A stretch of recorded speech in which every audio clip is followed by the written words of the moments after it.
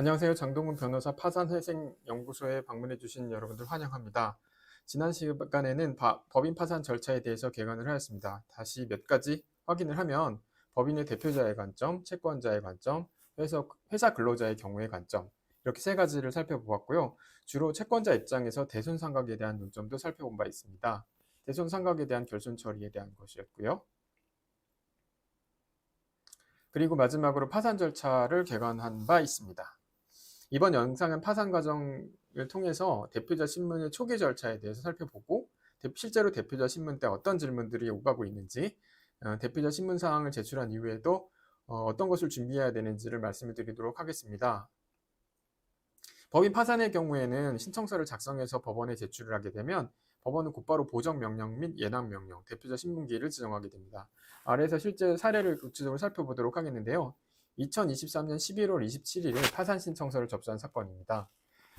이로부터 다음 날 2023년 11월 28일 보정명령, 예납명령이 발령되었고 대표자 신문기일 동안 지정이 됐습니다. 당해 사안은 서울회생법원에서 진행된 사건입니다. 통상 신청서 접수 후에 2주 내지 4주 후에 대표자 신문기일이 지정되고는 하는데 당해 사안은 상당히 빨리 진행된 사건입니다. 8일 정도 후에 8일 정도 후인 2023년 12월 5일에 대표자 신문기일이 지정이 됐고요. 예납 보정명령이 이행이 되고 보정서로 예납금 납부 등을 보고를 하면 약 1, 2주 내에 파산 선고가 있게 됩니다. 다시 한번 파산 신청의 경과에 대해서 경과나 흐름도에 대해서 한번 다시 살펴보도록 하겠습니다. 파산 신청이 있으면 이제 바로 보정명령, 예납명령, 대표자 신문 사항들이 발송이 되고 대표자 신문기일도 지정이 됩니다. 이때 대표자 신문기일을 통해서 대표자가 판사님을 만나 뵙고 기타 특수한 법인에 대한 관점에서 어떤 것들이 필요한지 질문에 대한 답변을 하게 됩니다. 그리고 이제 파산 선고가 있게 되면 파산관제인이 선임이 되고 그리고 파산관제인이 재단의 동산 아니면 재산들을 점유 확보를 해서 여기에 대한 재산 목록을 작성을 하고 재무제표도 작성을 하면서 채권 신고를 받고 제1의 채권자 집회들을 준비하게 됩니다. 따라서 제1의 채권자 집회 및 채권조사 기일에는 파산관제인이 경과를 보고하고 이런 사항들에 대해서 결의나 필요한 절차들을 취하게 됩니다. 제일 중요한 것은 파산관제인이 자신이 확보한 재단에 대해서 재산에 대한 환가, 변제, 배당을 하게 됩니다. 여기서 기존 소송관계나 법률관계 등을 정리하게 될 수도 있고요. 소송을 수기하거나 부인권 행사 등이 있게 됩니다. 그리고 제일 중요한 것은 재단의 환가, 재단 채권의 변제 등을 하게 되는 것이죠. 기타 한치권 별채권의 경우에는 특수한 논점이 있기 때문에 추후에 살펴보도록 하겠습니다. 그래서 재산이 있는 경우엔 배당 절차를 진행을 하게 되고 배당 허가를 받고 배당표를 작성을 하고 공고를 하면서 배당률을 결정된 데에 따라서 배당을 하게 됩니다. 채권자에 대한 배당률이 다 달라질 수 있겠죠. 계산 보고를 위한 채권자 집회를 열고 결국 임무를 종료하게 되면서 파산을 종결하게 되고 이로 인한 후속 절차들을 공고, 등기 촉탁 등의 조치를 취하게 됩니다. 이렇게 해서 파산 절차, 법인 파산 절차가 종료되는 것이죠. 당해 사안에서는 이제 보정명령에 대해서 샘플을 한번 보여드리겠는데요. 서울회생법원에서 있었던 사건이니까 2024합 파산 선고에 대한 것입니다. 주식회사 땡땡땡, 채무자는 누구누구. 이 사건에 대해서 신청인은 예납 명령을 받은 날로부터 5일 이내, 명령을 받은 날로부터 5일 이내 다음 사정을 보정해서 보고를 하고요. 여기선 보정사항이 추가로 있고 자산 및 부채에 관한 목록에 대해서 조사를 해서 보고를 하고요. 별점에 따라서 대표자 신문사항도 고정된 형식에 따라서 구체적으로 대표자가 신문에 대한 답변을 작성을 해서 이건 대리인이 다 작성을 해드립니다. 그렇게 해서 법원에 보고를 하게 됩니다. 또 한번 이제 그 예납 명령에 대해서 말씀을 드리면 신청인은 이 결정을 받은 날로부터 3일 이내에 예납 명령에 따른 예납금을 납부해야 됩니다. 그래서 여기서는 500만 원이 나왔죠. 그래서 채무자 회생 및 파산에 관한 법률 제303조를 적용해서 예납 명령을 발령을 하면 여기에 맞춰서 예납을 하면 보정서를 통해서 납부를 다 끝냈다라고 보고를 하게 되는 것입니다. 대표자 신문기일도 이때 지정이 됐는데요. 다 11월 28일이죠. 역시 이 사건에 대해서 다음과 같이 신청인 대표자에 대한 신문을 시행한다. 이 신문은 수명법관으로 하여금 실시하게 되는데요. 수명법관이 지정이 되면 회생법원에서 신문실에서 변호사 그리고 대표자 판사님이 이렇게 모여서 신문실에서 신문을 하게 됩니다. 여기선 2023년 12월 5일에 신문이 있었습니다. 지금 이게 발령이 된 게 28일이었죠. 그래서 약 한 일주일 정도 후에 신문기일이 잡혔던 것이죠. 여기서 수명법관으로 판사 누구누구를 지정한다 라고 나와 있습니다. 대표자 신문기일 절차를 한번 살펴볼게요. 2023년 12월 5일에 실제로 대표자 신문기일이 있었고요. 보통 화요일 오전 10시에 회생법원에서 진행되었습니다. 이날 수명법관으로 지정된 판사님께서 신문을 지정을 하셨고 특별한 사정은 없다고 판단하시고 특별한 재산이 없었거든요. 파산 선고기일을 같은 주인 12월 8일경으로 예정을 하셨습니다. 이때쯤에 하루 전 정도에 파산 선고가 실제로 났고요. 상당히 빨리 진행된 것이죠. 곧 후보자 파산에 관해서 판사님께서 법원의 후보자 명단에 대해서는 파산 관제인 명단 중에 한 분을 선정을 해서 제1회 채권자 집회는 약 한 달 후인 2024년 1월경에 잡을 예정이라고 하면서 대표자 신문을 마쳤습니다. 구체적인 내용을 보면 예치금을 완납했는지 여부를 물어보셨고 부채 상황, 주거래 은행을 체크를 했고 채권자 중에 보증기관으로부터 변제를 받은 경우가 있는지 대의 변제 여부도 체크를 했습니다. 그리고 이제 특이사항으로 대표자의 가수금을 확인하셨는데요. 이 부분은 원장과 비교해서 차이가 난 부분을 추가로 질문을 하셨어요. 좀 꼼꼼하게 보신 거죠. 회사 설립이 3년 이전이었고 그 당시에는 대표자 개인 신용으로 가수금을 통해서 회사 자본을 확보한 때였습니다.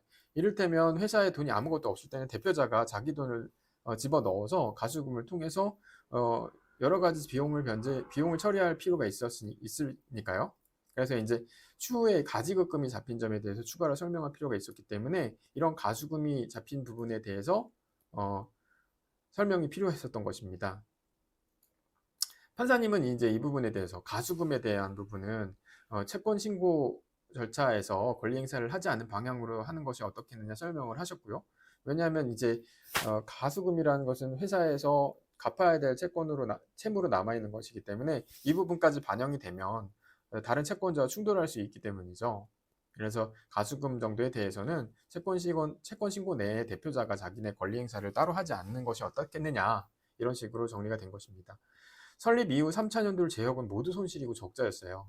원래 마케팅 위주로 매출을 일으켰던 회사였는데 추가로 어플리케이션 사업을 시작했던 것이었습니다. 이 부분에 대해서 연구개발 인력에 공격적인 투자를 했는데 인건비가 치명적이었던 것이죠. 개발자, 디자이너, 운영팀의 운영비나 임금으로 상당한 금액이 소요가 됐었어요. 그리고 코로나가 마침 또 발생을 하면서 대출금도 과다하게 계상이 됐고 이로 인해서 이자 부담이 상당히 늘어났던 것이죠. 이 원인 때문에 이제 파산에 돌입하게 된 사안이었습니다. 추가로 이제 판사님께서 질문하신 건 사무실 보증금에 대한 것도 질문을 하셨어요. 최근에 보증금을 회수해서 뭐 어디 썼냐? 이 부분은 이제 적절하게 설명이 가능했던 부분인데 보증금 회수해서 인건비, 직원 퇴직금 등으로 모두 지급했다고 답변을 했습니다.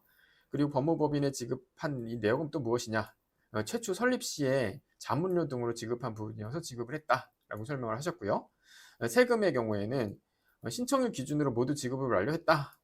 그리고 이제 직전 부가세는 추후 이제 신청 이후에 생길 수도 있지만 매출이 상당히 적었기 때문에 큰 문제가 되지 않는다고 설명을 하셨어요. 신청 당시 가지고 있는 계좌에 대해서도 질문을 하셨는데 현재 700만 원 정도 잔고가 있었는데 여기서 400만 원은 지금 법원에 인합 비용으로 지출을 했고 현재는 250만 원 정도가 잔고로 남아있다. 라고 말씀을 하셨고요. 기타 자산은 없었고요. 그 무형재산이나 특허권 이런 것도 역시 없었습니다. 현재 소사무실을 임차한 것도 질문을 하셨는데 상당히 꼼꼼하셨죠. 회사 인건비, 퇴직금 등을 지급할 필요가 있었고 여기에 대한 매출이 필요했기 때문에 기타 업무 등도 필요했고요. 그래서 기본적인 업무를 할 수 있는 공간이 필요해서 사무실을 임차했다. 소사무실 정도는 임금이 상당히 낮기 때문에 이런 부분들에 대해서 크게 염두에 두고 이상하게 보지는 않으셨어요.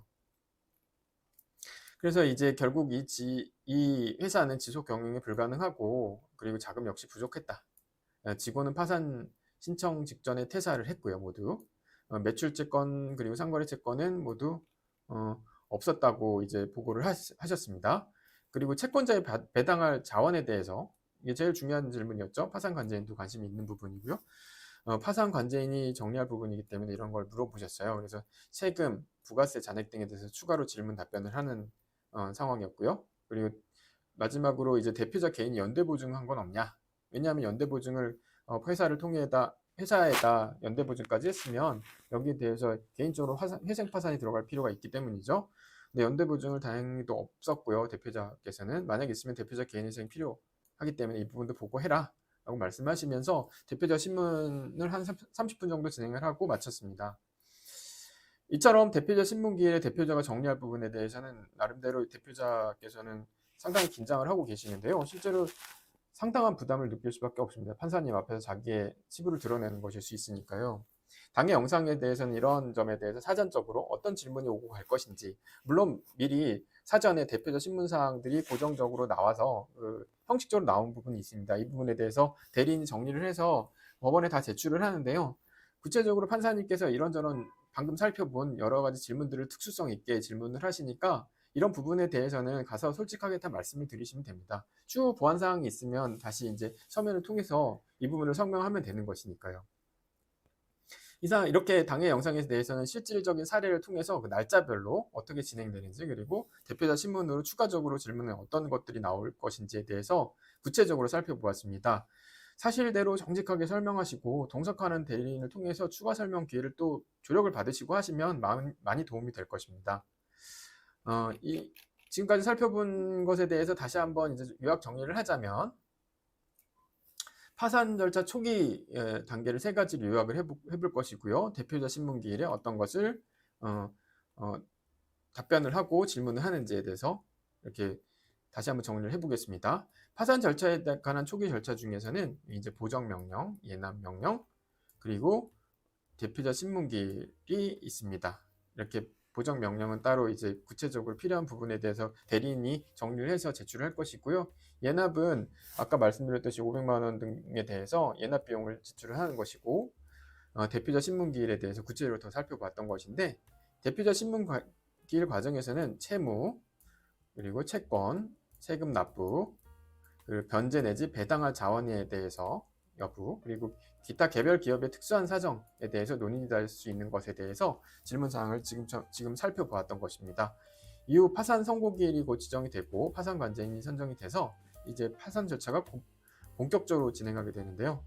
이후에는 파산 절차 진행 과정에서 발생할 수 있는 여러 가지 논점에 대해서 다시 한번 살펴보도록 하겠습니다. 이상 장동훈 변호사 파산회생연구소였습니다. 다음번에는 좀 더 자세한 절차에 대해서 살펴보도록 하겠습니다. 감사합니다.